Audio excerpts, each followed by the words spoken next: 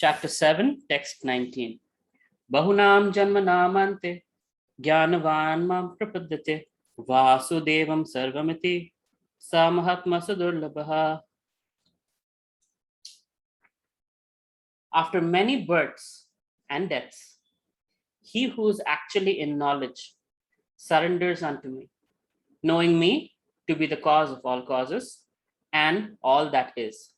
Such a great soul is very rare.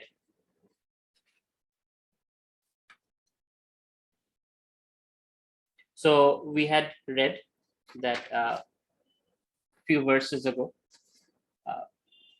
of thousands of people.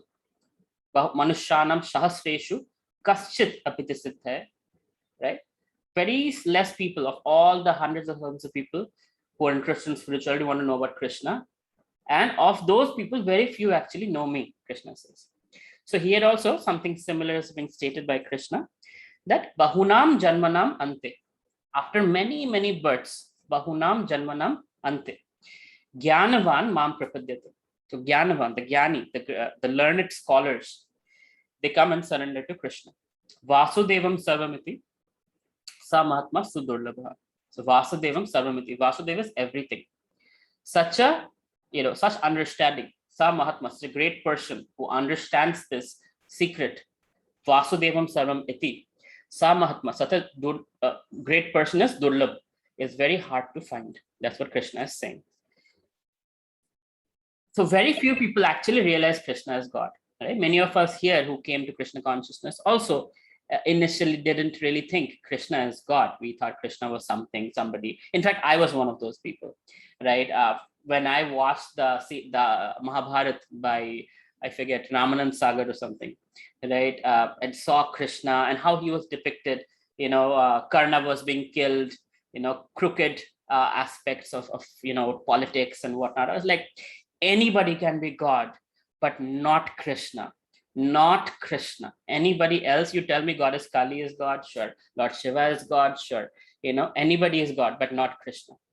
And of course, Krishna, I'm sure, laughed very heartily at that time. But yeah, after very fortunate that Bahunam Janmanam got very, very minimized for me, thanks to ISKCON, thanks to the association of the Guru Shishya Parampara that has been coming down. And as a result of the Bhagavad Gita as it is, understanding it, I have at least come to read this verse, that Bahunam Janmanamante, Jnanam Van Mam Prapadyate, Vasudevam Sarvamiti, Sa Mahatma Sudurlabha. So there are multiple ways to understand this verse, right?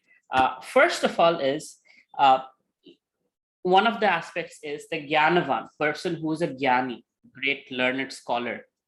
For them, it might take a very long time to get perfection of knowledge. And after many, many lifetimes of perfection of knowledge, they might come to a lifetime where they have come to that realization that Vasudevam Sarvamiti, Krishna is the supreme personality of Godhead, or the cause of all causes, source of all sources, right?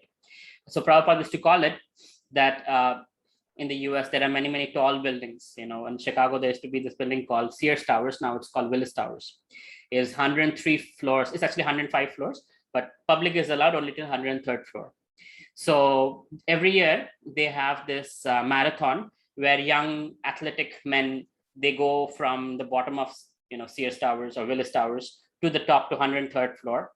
And it generally takes them maybe an hour or more than that with the staircase, right?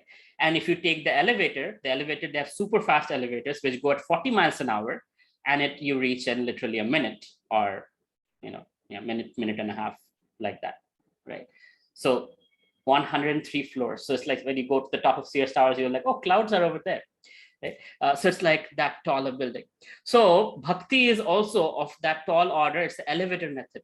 When you get on the elevator, very quickly you can go to the topmost realization, Vasudevam Sarvamiti. The Gyan process, the Ashtanga process, the Karma process, many, many, many, many lifetimes one has to take to go from Karma to Ashtanga, Karma to Jnana, Jnana to Ashtanga, Ashtanga to Bhakti. So that's a staircase process, right? Hard. So many, many lifetimes you're growing in your spiritual trajectory. And eventually you're like, now I have that full realization. Vasudevam Sarvamati. So you can take the elevator method, which is bhakti method, and from Bhagavad Gita, from the disciplic succession, from the understanding, we understand, Krishna is the supreme personality of Godhead. Like when Prabhupada, when he established Jagannath, Baladev, Subhadra, and they were the first deities of ISKCON. It was not the Radha Krishna deities as you see them. So Jagannath, Baladev, Subhadra. Actually, they came. I'll tell the story. It's nice. So Prabhupada was starting, and at that time there used to be pictures of Gaur-Nitai, pictures of deities, but no such deity.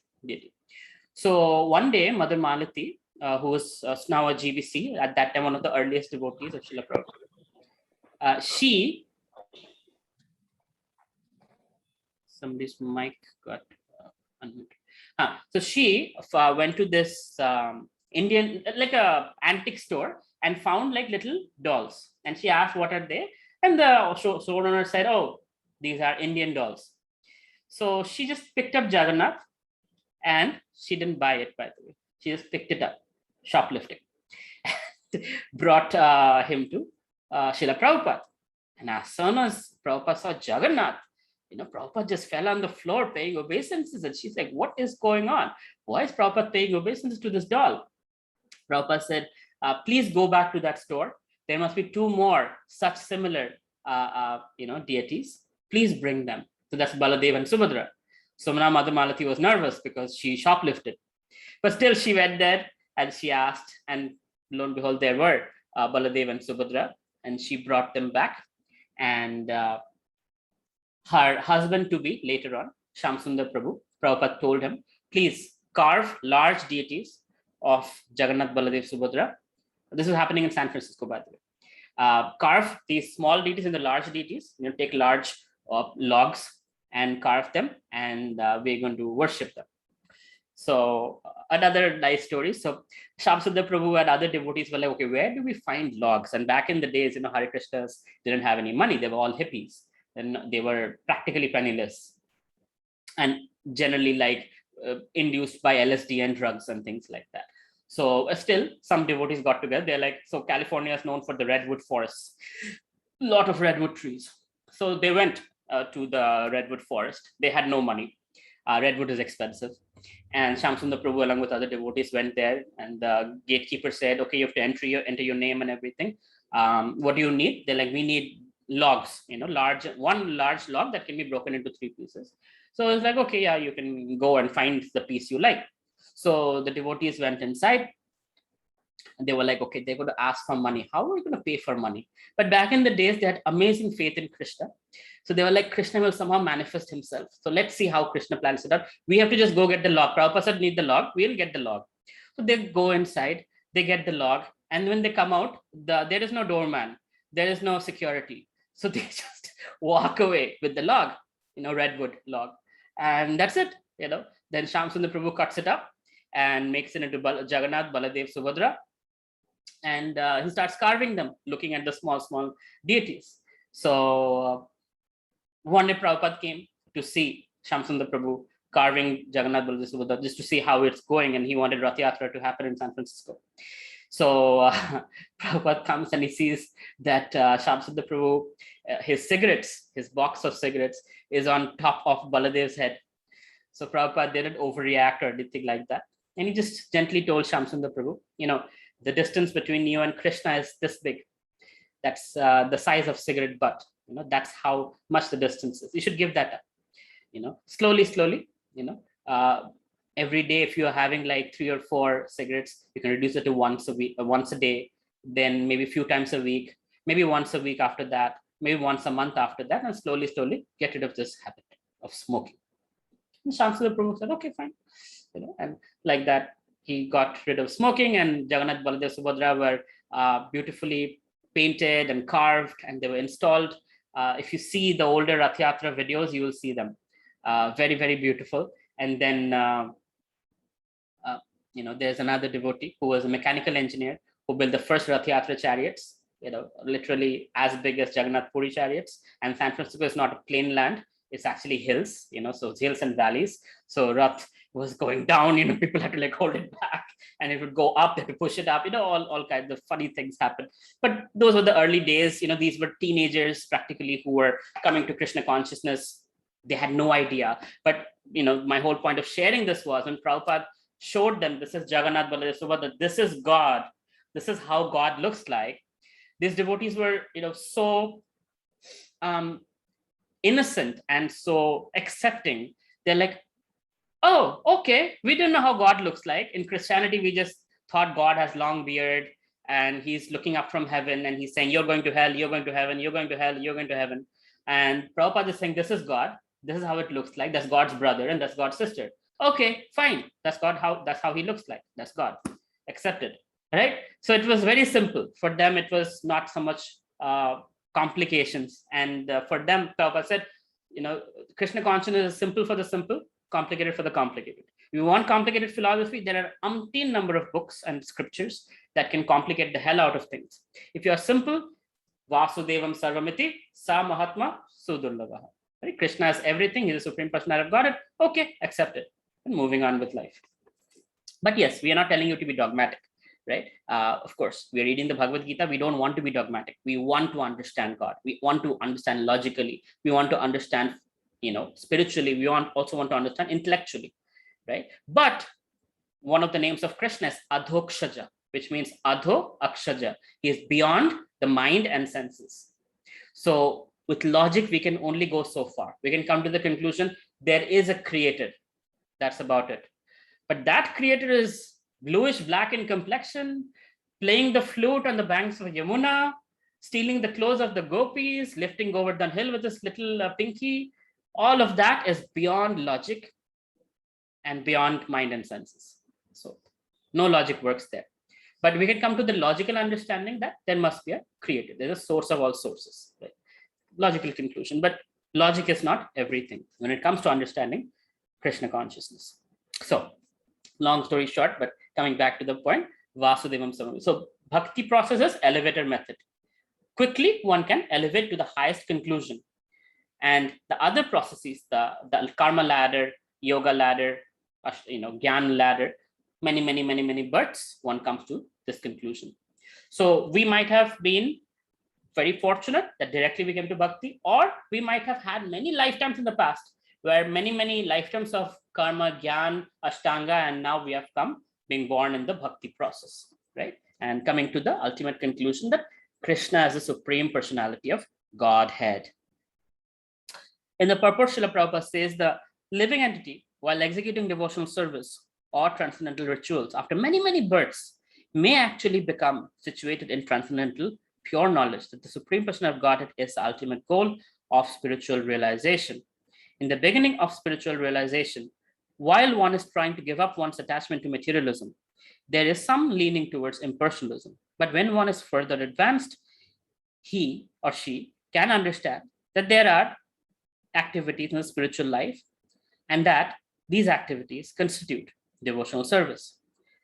Realizing this, he becomes attached to Supreme Person of Godhead and surrenders unto him. At such a time, one can understand that Lord Sri Krishna's mercy is everything, that he is the cause of all causes, and that this material manifestation is not independent from him. So another example I would like to share with you, since we don't talk about Lord Chaitanya much, I'll share about Lord Chaitanya. So most of us have some understanding that Lord Chaitanya is Radha and Krishna, or Krishna in the mood of Srimati Radharani, who was taken, advented in Kali Yuga to give us the holy name. So Chaitanya Mahaprabhu, when he was young sannyasi, 24 years old, he left West Bengal, Navadvip, and he went towards Jagannath Puri. And in Jagannath Puri, as he reached Jagannath Puri, as he saw Lord Jagannath, he fainted in ecstasy because Radharani, right? Radharani's mood. So although he's Krishna himself, he's in the mood of Radharani and he's in that devotee mode where seeing Krishna, he goes into ecstasy, right? So some of the Dwarpalikas, the security guards at that time, they came and they said, he's a fakester, right? He's just faking ecstasy. So they were coming to hit him with a stick. And at that time, Sarvabhauma Bhattacharya, who was the head of Jagannath Puri temple at that time, he came and he said, hold on. He's a sannyasi, a young sannyasi. Let me see his symptoms. So Sarvabhauma Bhattacharya came with some cotton swab and placed it in front of the nose of Lord Chaitanya and found out that Lord Chaitanya is not breathing. So he was actually not in external consciousness. So Sarvabhauma Bhattacharya recognized this as being something of very, very high devotional ecstasy. So he said, please, let's carry him to my home. He's not an ordinary soul. Now, Sarvabhauma Bhattacharya was not a devotee, a bhakta. Although he was the head of Jagannath Puri temple, he was an impersonalist. That means he believed God is formless, right? And he was extremely, extremely knowledgeable and qualified and a scholar. So back in the days, Nalanda University, the whole area of like Bihar, UP, that area, there was Nalanda and all these great universities. So Sarvabhauma Bhattacharya had studied logic. It's called Nyaya Shastra from there. And he had studied other subject matters, and he had understood, Vedanta sutras and great, Vedic literatures in great details. And he was the age of Sarvabhauma Bhattacharya's, I think, father or grandfather, right? So he was very elderly. But he could recognize seeing Chaitanya Mahaprabhu's ecstatic symbols that it was not a joke. And it is very high ecstasy. And he took Chaitanya Mahaprabhu home. In the meantime, Chaitanya Mahaprabhu's followers were, running behind him and they were like, have you seen somebody, like this? And they gave the description of Chaitanya Mahaprabhu. So Chaitanya Mahaprabhu is very unique. He's 7 feet tall.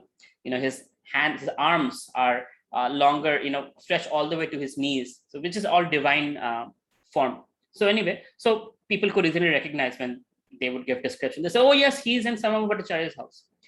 So Gopinath Acharya and others, they came to Sarvabhauma Bhattacharya's house and said, do you know who he is? He's God. And Sarvabhauma Bhattacharya said, please, do not talk like this. Be logical, God, this cannot be God. And Gopinath Acharya said, you will understand. You watch.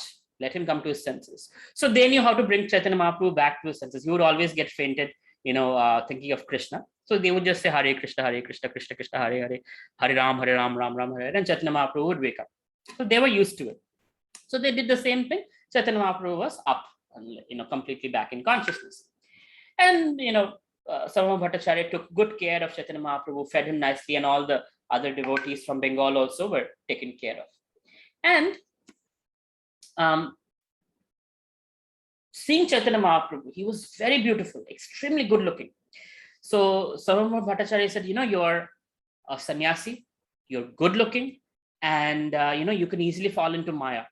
So let me teach you Vedanta Sutras very carefully, so that your brahmacharya can be strong and you can be nashtaki. So Chaitanya Mahaprabhu said, very well, you're a senior person, whatever you say. So Sarvabhauma Bhattacharya put him on a higher pedestal because he was a sannyasi. Chaitanya Mahaprabhu was a sannyasi. And Sarvabhauma Bhattacharya put himself at a lower pedestal and he started speaking Vedanta Sutra. For 7 days, he taught Chaitanya Mahaprabhu Vedanta Sutra. And Chaitanya Mahaprabhu didn't say a single word. Kept hearing. At the end, Sarvabhauma Bhattacharya asked, I've been speaking all this time. Generally, people have doubts. They have asked questions. You seem to be completely expressionless. Can you please tell me if you have any questions? And Chaitanya Mahaprabhu's response was, well, Vedanta Sutra is very clear to me, but the way you're explaining it is like a dark cloud. Now, again, understand, talking to somebody who's a Harvard educated, PhD, let's say, and you're a 24-year-old, so that's quite, in one sense, insulting, but also kind of challenging. And Sarvabhauma Bhattacharya, being a knowledgeable person, he's also humble. So he's like, okay, very well. My explanation seems like dark cloud to you. Why don't you explain to me Vedanta Sutra? So let me see if, you can contradict what I'm teaching. So Chaitanya Mahaprabhu, whatever different sutras this Sarvabhauma Bhattacharya gave, Chaitanya Mahaprabhu gave 64 different sutras without repeating any one that Sarvabhauma Bhattacharya gave. And Sarvabhauma Bhattacharya realized this is not possible. This is humanly impossible. Only person who can do this is God himself. And he accepted defeat. And there were other back and forth, and he realized this is not a common person. So he fell at Lord Chaitanya's feet and he said, I'm sorry, I did not understand who you are. But now my doubts are cleared. So Sarvabhauma Bhattacharya was an impersonalist. He didn't believe in God being a person, God having, likes, desires, form, quality, pastimes.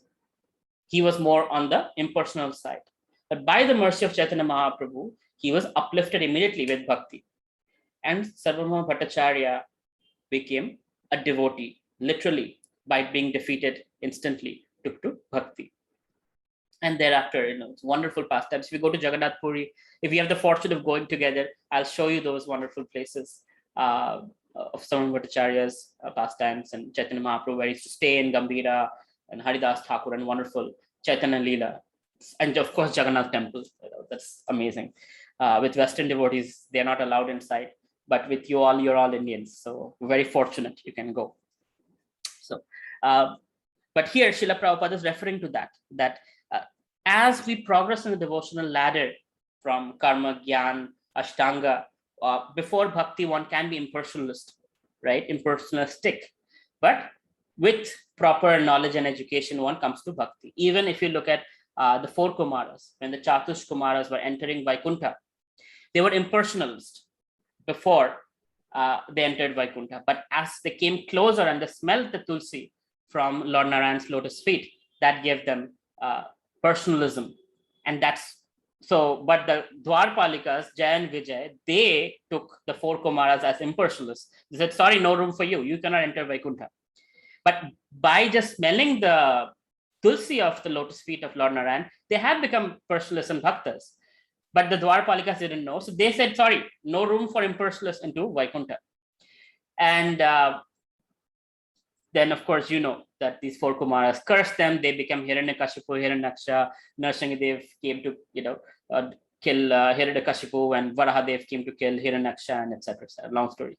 But the point is, so impersonalists don't have access to the Lord because they don't believe in God having a form. They don't believe in Krishna, Rama, Varaha, Narsimha, all these personalities. They're like, it's all Brahmajyoti, it's all energy, it's all light, right? So what's there in light? You don't pray, you don't offer food, you don't have relationship with God. It's just light, it's energy. And you die and you become energy, and from energy you are born. And that's logical. That's very logical. But again, Krishna consciousness beyond this point is not logical. Understanding Krishna being God, Krishna stealing butter, Krishna killing demons, Krishna lifting over the hill, or whatever else, none of that is logical, right? And it's not meant to be, because that's why he's God. He's supposed to defy all logic. He is the creator of all laws, but he is beyond the laws. So he can change laws anytime. He is beyond the laws, right? So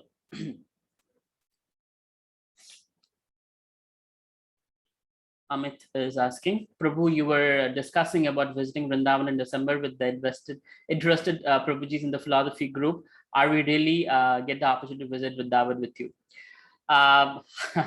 If that is still an interest, we can definitely try. But I have not, I've seen interest, but I have not seen anything concrete. If you guys are really sure you want to do it, end of December, we can try it. Or we can try it when it's a little less cold, because Vrindavan gets very cold in December. We can try it in February or something, whatever works better for you. In the Philosophy Friday group, if you guys want to share, Krishanu is in charge of coordinating it. We can figure out something. All right, coming back to this verse. This verse is nicely explained in the 3rd chapter, verses 14 and 15 of Shvetashvatara Upanishad. Sahasra Shirsha Purusha, Sahasraksha Sahasrapat, Sabhumim Vishvato Vritva, Tyatisthat Dasangulam, Purusha Evidam Sarvam, Yad Bhutam Yatcha Bhavyam, Utamrata Tvaveshanu, sorry, my brutal Sanskrit, Yad Anne na tri rohati. Lord Vishnu has thousands of heads, thousands of eyes, and thousands of feet, entirely encompassing the whole universe. He still extends beyond it by 10 fingers breadth. It still extends beyond it by 10 fingers breadth. He is, in fact, this entire universe. He is all that was and all that will be. He is the Lord of immortality and of all that is nourished by food. In the Chandogya Upanishad, it is said, Navai vacho na chakshumsi, na shrotrani, na manam siti, achakshate prana iti, eva chakshate pranohi, evaitani, sarvani, bhavanti. In the body of the living being, neither the power to speak, nor the power to see, nor the power to hear, nor the power to think is the prime factor. It is the life air which is the center of all activities. Similarly, Lord Vasudeva, or the personality of Godhead, Lord Krishna, is the prime entity in everything. And because Vasudeva is all pervading and everything is Vasudeva, the devotee surrenders in full knowledge. Okay. So, again, Bahunam Janmanam Ante Jnanavan Mam Prapadyate. After many, many births, Bahunam Janmanam Ante. At the end of many, many births, Jnanavan, the knowledgeable person, Mam Prapadyante. Prapadyante, right? Surrenders. Prapadyante. You've heard this word before. Prapadyante Naradhama. Few verses ago, Krishna was saying the 4 kinds of miscreants, demons, right? Prapadyante Naradhama. So, same word, Prapadyante means surrender. Jnanavan Mam Prapadyante. Vasudevam Sarvamiti Sa Mahatma Sudurlava. So, surrenders are with the understanding Krishna is God, Krishna is everything, and such a great person is rare to find. Krishna is saying, okay, I'll pause and see. Feel free to challenge me, feel free to share realization, feel free to ask questions based on what we just heard.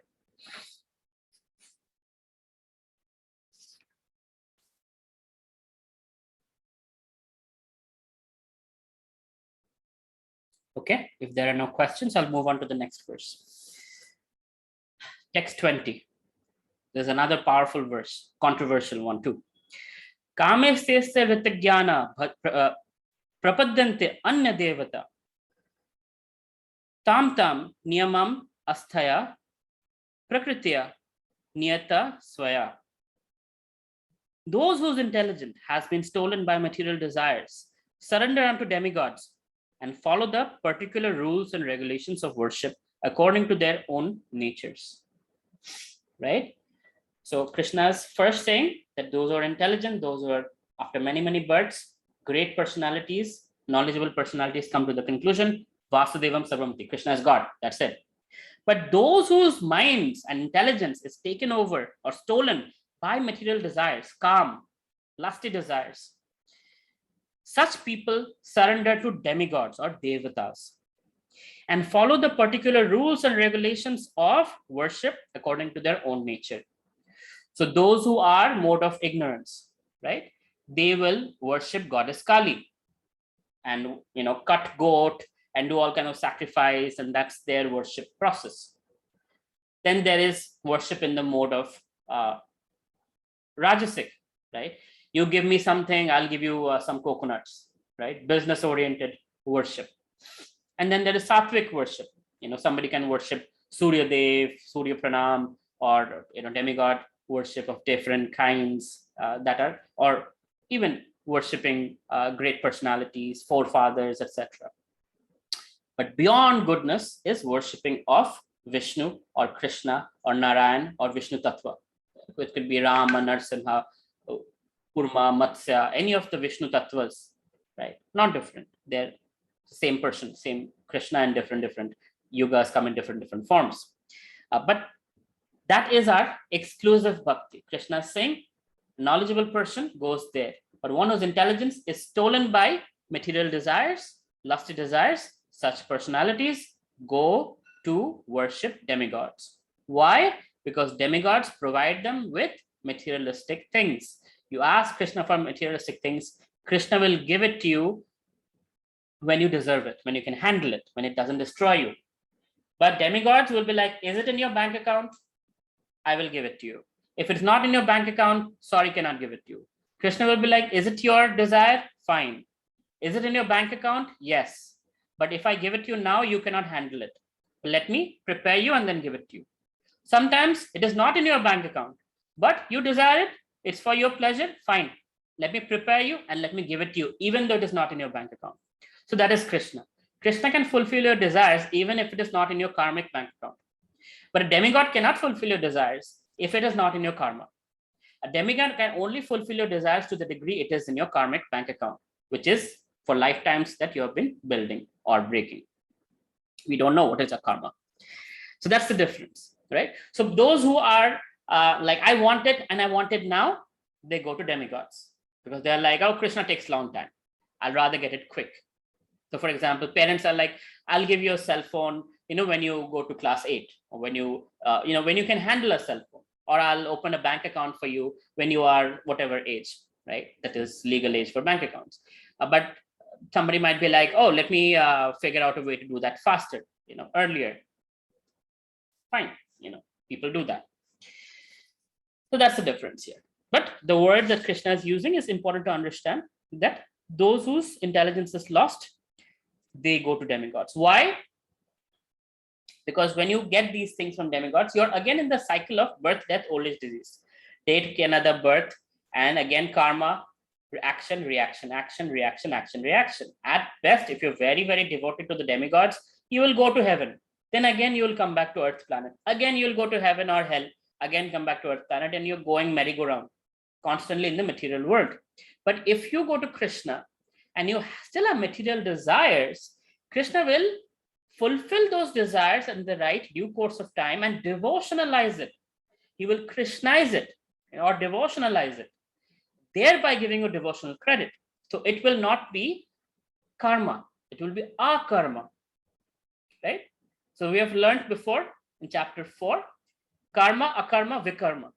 So karma is things that we do, activities, action, reaction. Vikarma is acting against Vedic principles like slaughterhouse and, mass distraction and, anyway, different things that we do in Kali Yuga. Those are all vikarma. And akarma is Krishna conscious activity, where we are doing the same things with Krishna in the center. For example, we are distributing food to the poor, but giving them prasadam. We are building hospitals, but there the doctors are Krishna conscious. There are prayers before the operation that happens. The mood is, this is Krishna bhakti. This is service to God and thereby service to humanity. Not godless society, not just service to humanity without God in the picture, because soon service to humanity becomes service to myself and my family. We know this, we have seen this over and over and over again. Communist, that's why it didn't work. Communist parties, communist countries didn't work. They fell down because people are greedy at the top. They find ultimate power. They don't think about the people, they think about themselves and their family. And we see North Korea still going strong with that same mentality. So that's what happens. But when there is Krishna in the center, Prabhupada said spiritual communism, where Krishna is in the center, with that we serve humanity, then things are aligned properly, right? We have clarity why we are doing what we're doing. It's not just random rationalization. There is Bhagavad Gita guiding us. Of course, that doesn't mean we don't screw up. That doesn't mean in spiritual organizations, hanky-panky stuff doesn't happen. It does happen. Having said that, there are checks and balances, and there are absolute truths that are available from Krishna directly, where we can go a little here and there, but come back to our senses. Their leadership can bring us back to our senses. Right? So Prabhupada has created ISKCON in such a way where Brahmanas are at the top. The sannyasis, the Brahmanas, the great knowledgeable, pure devotees are at the top. They are the governing bodies, GBC, right? And then the temple presidents, the Kshatriyas. They are managing these temples, managing the local public, local, preaching activities and whatnot.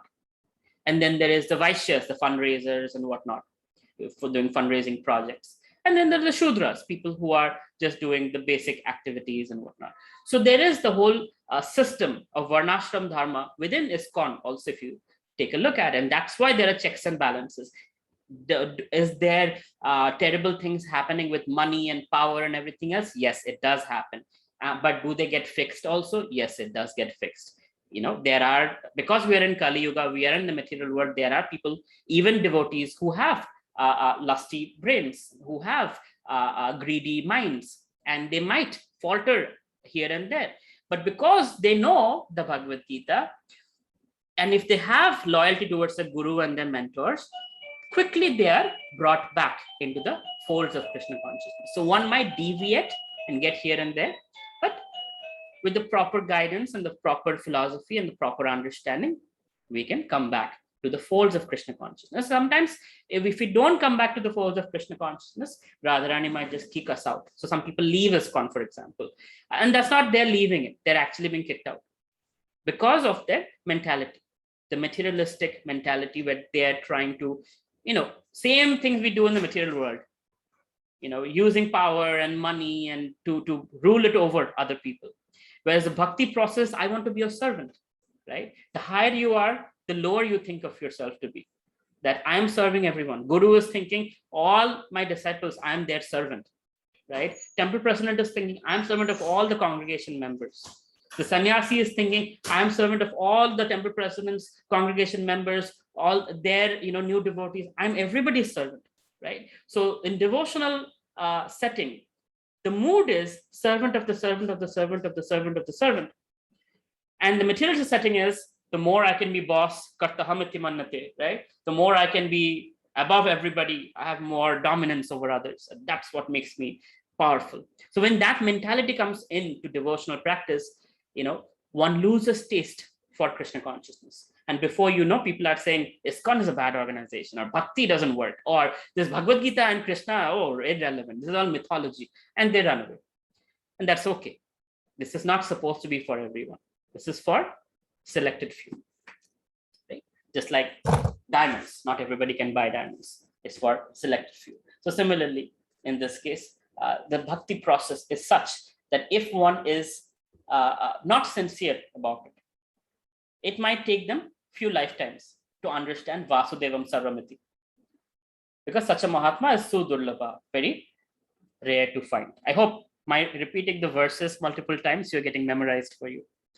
That's how I have memorized these verses from Prabhupada. Hearing him multiple times just got etched in my mind. Any questions so far?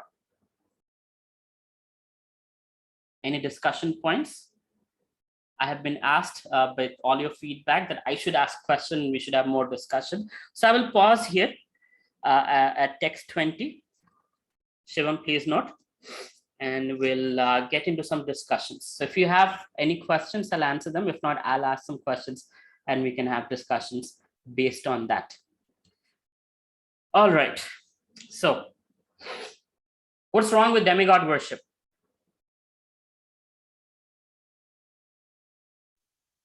May I, Prabhu? Yeah. So I think as you told us, like demigods gives us what's in our like karmic bank account. So if it is good or bad for us in this life, they do not think, or they do not like care about that. So if we ask for something, if we ask for money, if we ask for fame, and if it is in our bank, karmic bank account, the demigods will give us, but it's not in the like case of Krishna. Okay. Somebody else? Hare Krishna, Baba. Hare Krishna, Janakpur. Yeah, so I think there are the two reasons which I can think of is firstly, most of the people who worship demigods are they do it for sense enjoyment. So the intention itself is misdirected. And secondly, even if we get something good out of it, it will be temporary, I think. So if we worship Krishna on the realm, it will be permanent progress. Correct. If we worship Lord Krishna. So. Very well said, Prabhu. Just like when we have breakups or depression, some people get addicted. Somebody actually told me she lost her husband. She got married in last year November, and this May, second wave, she lost her husband. Very sad. And in that depression mode, she got addicted to alcoholism. And then one of our Philosophy Friday members brought her to Krishna consciousness, and she was able to give up alcohol because the void in the heart is now fulfilled with Krishna Bhakti. And that's permanent. Alcohol is temporary. Once you're off the influence of alcohol, all the things that you're trying to hide and escape comes back. But with Krishna Bhakti, with spirituality, it's not a temporary release, it's actually permanent, where the hollowness in the heart is removed. And I'm so happy this devotee is now, very beautifully chanting Hare Krishna and taking up Krishna consciousness very, very quickly, very sincerely. So that's the beauty of it. Okay. Anybody else wants to add anything to it?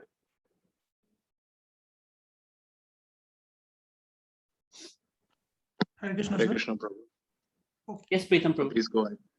Okay, so sir, you also added that the worshipping to demigods is more of like like a business deal. Like you give something to me, so I will give in exchange something to that. So this does not work for Krishna, because Krishna does what is best for us. He understands it, but according to the demigods, they provide us what we like demand in the exchange of something.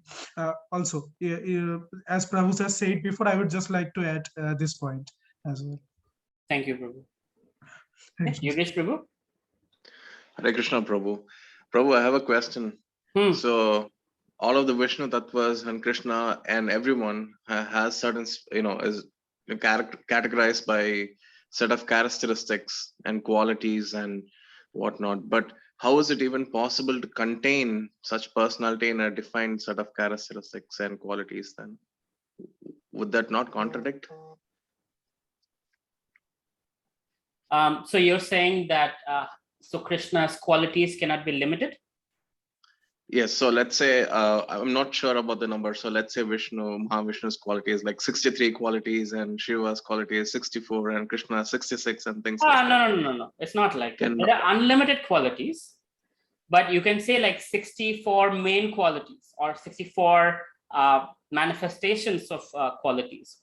But the personality of Godhead, just imagine this for a second. We are in this material world, which has 14 planetary systems. And there are unlimited universes like this, which is only 1/4 of creation. And that is only 2% of souls. 90% of souls are in the spiritual world. Now, if you understand the number and the breadth of it, now think of it, Krishna is interacting with each one of them at all given time, right? All given time, Krishna is there as Paramatma with us, and in the spiritual world, he's there in person. To interact uniquely with each soul, what kind of qualities do you need? It's not 64 qualities, it's unlimited qualities, unlimited. So Krishna, everything about Krishna is unlimited. But when you say the 64 and all of that, that is like primary, that's visible, like Lord Ramachandra. We don't talk about Lord Ramachandra's childhood pastimes because it's private. Does that mean that he didn't have amazing Leela during his childhood? No, it's just we don't know about it. It's not talked about. But Krishna's pastimes, his childhood pastimes, are talked about in great details, to the point that we are celebrating a whole month to glorify Krishna's childhood pastimes. So in certain forms, it is manifested. In certain forms, it is not manifested. Doesn't mean it's not there. It's all there. It's just not always visible. So for example, Yogesh, when you go to office, you don't showcase your skill of painting that you have. But you send me your devotional paintings because we have a devotional relationship. At the same time, you don't talk to me about work-related stuff because we don't have the work relationship. But you have the painting side of you and the work side of you. But to me, the only manifest thing is Yogesh as a devotee who is a wonderful painter and a wonderful human being, right? So that's what's happened. Does it make sense? Oh, yes, Prabhu. Absolutely. Yes. Thank you, Prabhu. Sure. Okay. Any other questions or sharing so I can bring in more topics of discussion. So, Bahunam Janmanamate Gyanavan Mam Prapadyate. So, when you talk to somebody that does not believe, that Krishna is a supreme being, for them it might be like Hinduism is polytheistic, right? And we have many gods, 33 crore gods. How do you explain to such a person the idea of actually that Vedic system is monotheistic? In simple words, to a person who has not opened the Bhagavad Gita, how would you explain the nature of monotheism?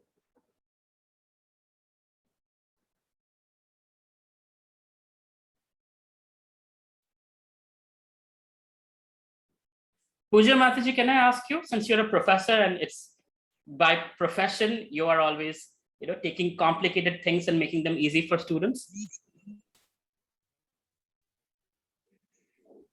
Yeah, of course, I'll attempt to answer this. Please. Because, yeah, 33 crore is, I think, it's a misinterpreted fact that is being presented since ages. And the universal truth is like we have just one element of God, that is Lord Krishna, and 33 crore gods, demigods. This is something which has been misrepresented in many texts and by the people who are promoting their own interests via any medium. So this is my take, this is my understanding, and this is what I want to say. Okay, thank you so much. Okay, anybody else wants to take a stab?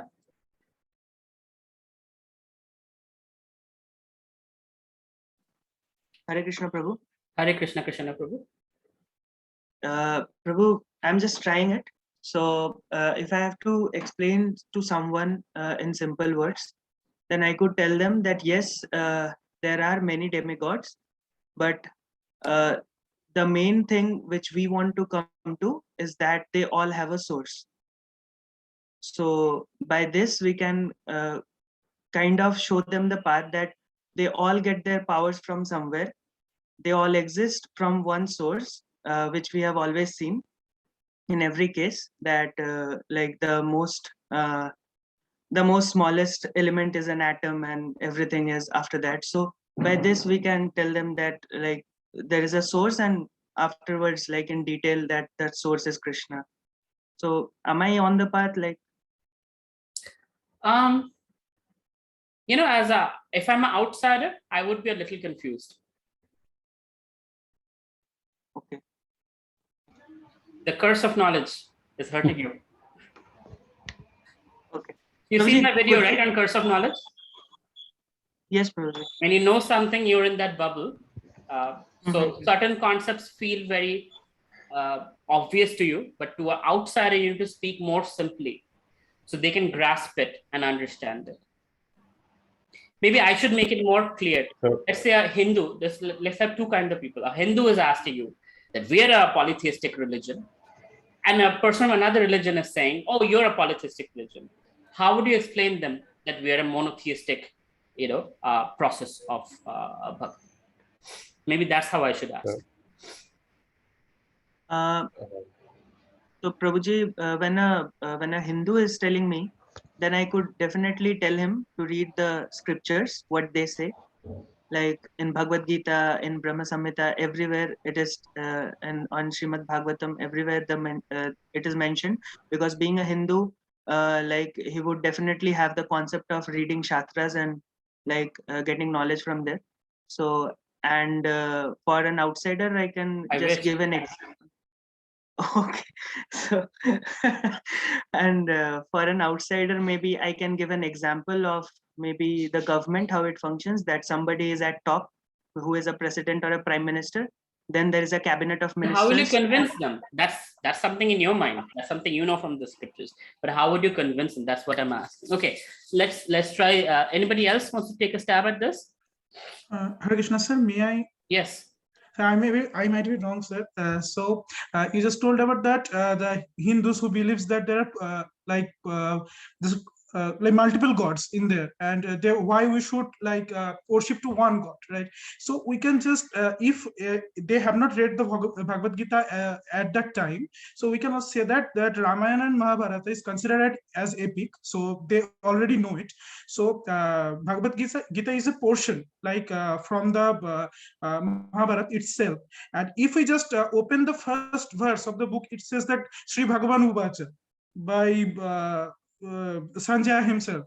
So it is that is only in Bhagavad Gita it is says that Sri Bhagavan Uvacha, but I think that there is no epic where it is written like Sri Bhagavan Uvacha. So himself in the epic it is says that Bhagavan is saying the words, and Sanjaya is already viewing all this and just writing the Srimad Bhagavad Gita in it. So it might be, I don't know, sir.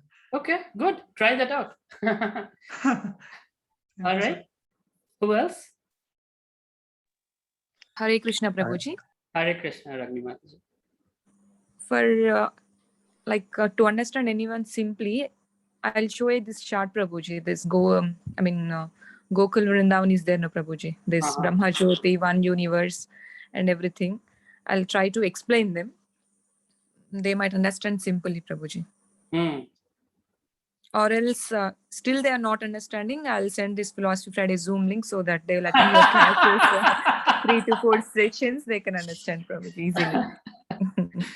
All right. Sounds good. Yeah. So one of the things that I have generally seen with every Hindu, at least if they are theistic Hindus, atheist, there's different ways, but if there's a theistic Hindu, then at least they have the understanding that Bhagavad Gita is our main book, main basic premise. And when we say, okay, in Bhagavad Gita, so Bhagavad Gita is the main book, yes. In the Bhagavad Gita, it is spoken multiple times. Krishna is saying, right? Bahunam Janmanamante. So this verse, right? This is the verse to point to. This is the verse where Krishna is saying that I am end all be all. Then chapter 10 also, once you know chapter 10, you will also be able to point. So there are multiple verses where Krishna is saying, from me comes knowledge, intelligence, memory, forgetfulness. From me comes material and spiritual things. I am the source of all that is. I am the string on the pearl necklace on which everything is resting upon. The entire creation is resting on me. So Krishna is constantly, being very clear that he is God and there is only him. And there are multiple times he is also mentioning that demigods don't need to be worshipped, right? Just worship me exclusively, exclusive shelter. Just surrender unto me. I'll take care of all your needs. No need to go anywhere else, right? I am there. I am the Lord of all the demigods. So just directly come to me. You don't have to go take appointment from anybody else. Just directly come to me. That's the idea. Also, one of the things that is a key ingredient in explaining things to others is purity. Do we have purity in our heart, in the sense that do we believe what we are saying? Do we actually believe Krishna is God? Do we actually believe he's the Supreme Personality of Godhead? Do we actually believe Bhagavad Gita is real? Do we actually believe the words that we are saying? If that belief, the faith is there, rooted in the heart, if we have the evidence, if we have felt Krishna's experience, then with that confidence we will speak. That carries a lot more impact on the other person's consciousness, because you're coming from realization. You're not just parroting it out. You're not just saying like, my daddy is better than your daddy. No, not that kind. It's coming from genuine love and realization and understanding of who God is and God Tattva, Bhagavad Tattva, as it says. And from there, you're explaining to somebody else. So that carries a lot of weight. So make sure that we don't have doubts in our hearts. And that's why I keep asking you to ask me questions, because whatever doubts you have, allow me to clarify them for you so that you can be doubtless. Your faith can be rooted. And when you're rooted, the confidence that you get, right? With that confidence, when you speak, people catch on. It's contagious. Bhakti is contagious, just like Corona. Bad joke, sorry.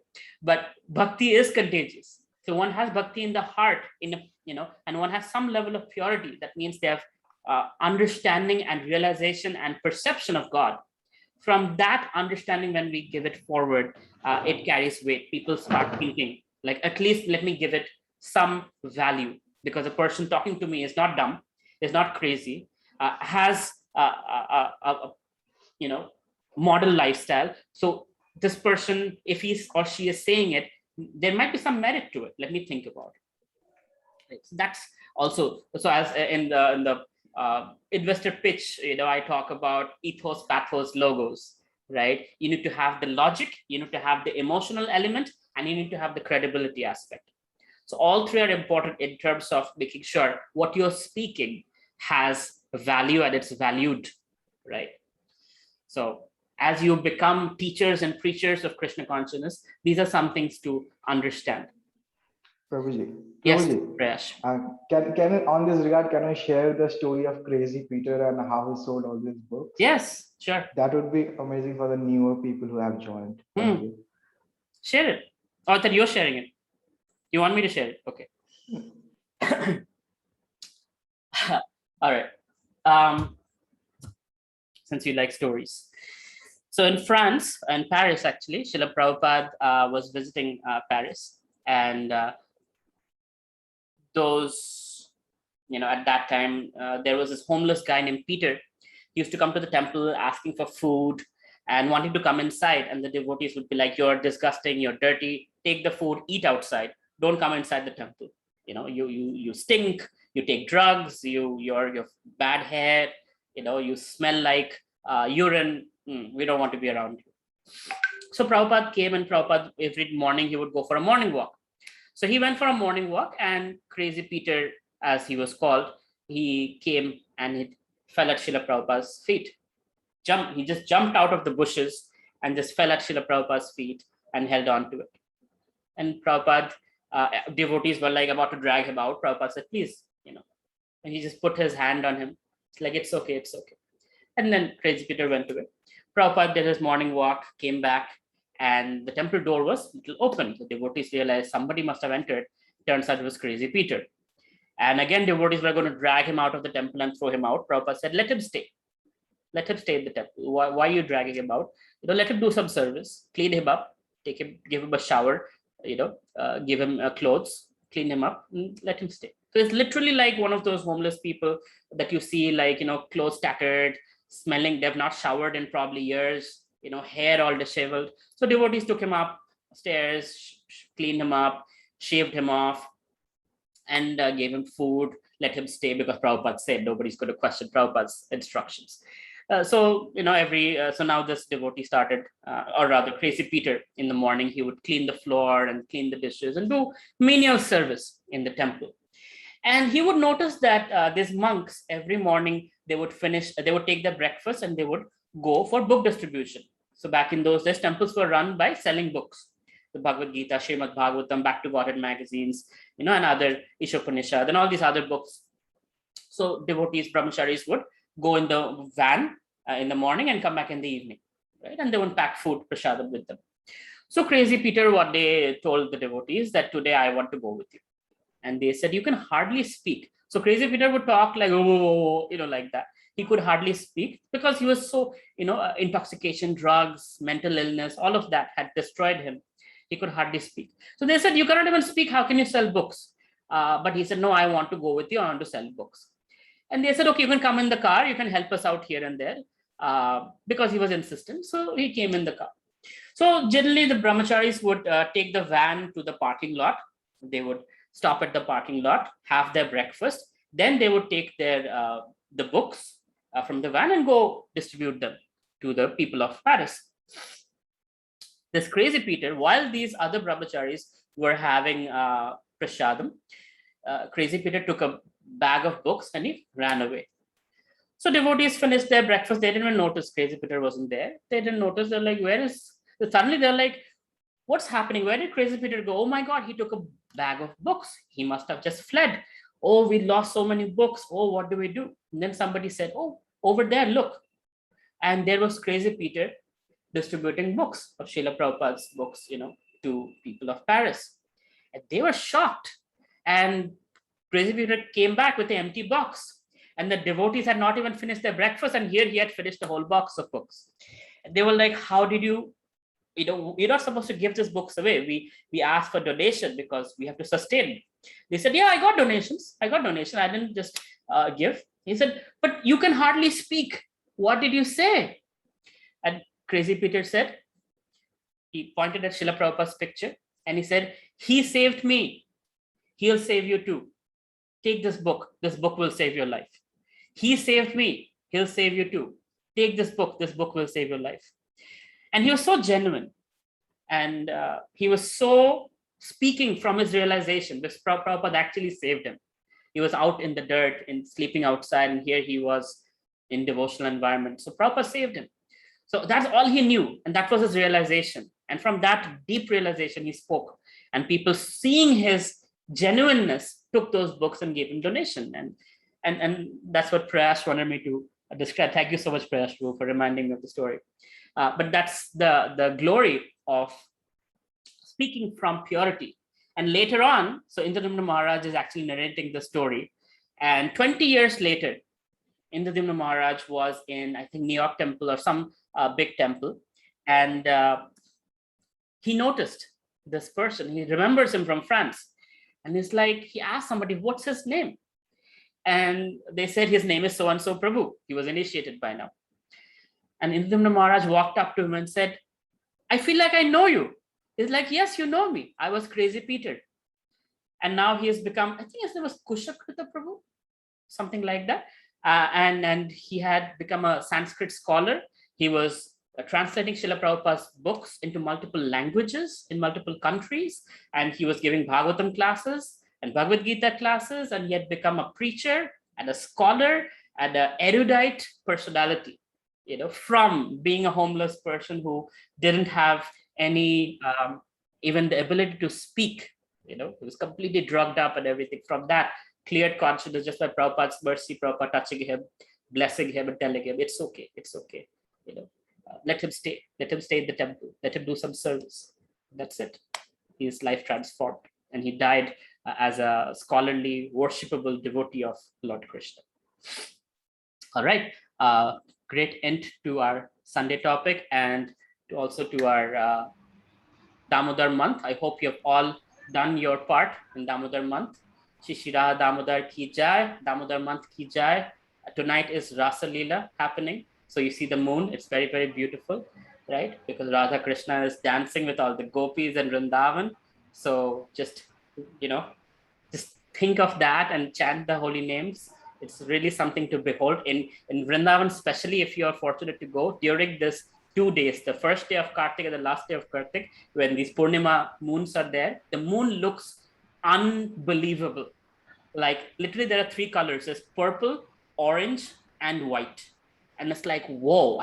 When I first saw it, I was like, I have never seen moon like this. And this makes sense where I am. This is Vrindavan.